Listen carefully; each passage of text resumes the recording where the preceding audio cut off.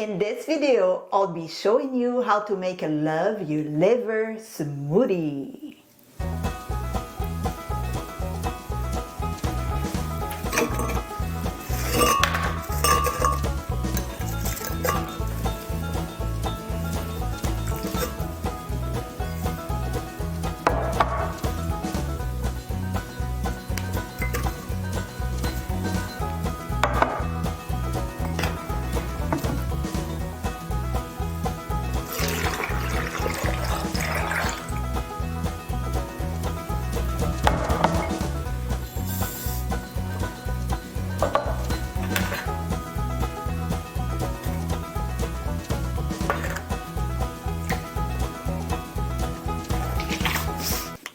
So that's it for my Love Your Liver smoothie.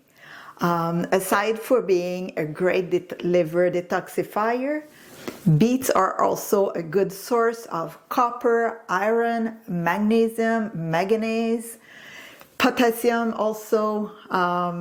So let me know what you think. The taste is great, trust me, and it's a great way to use beetroot in your food, in your smoothie, basically. So enjoy. So if you like this video, please like, comment, share.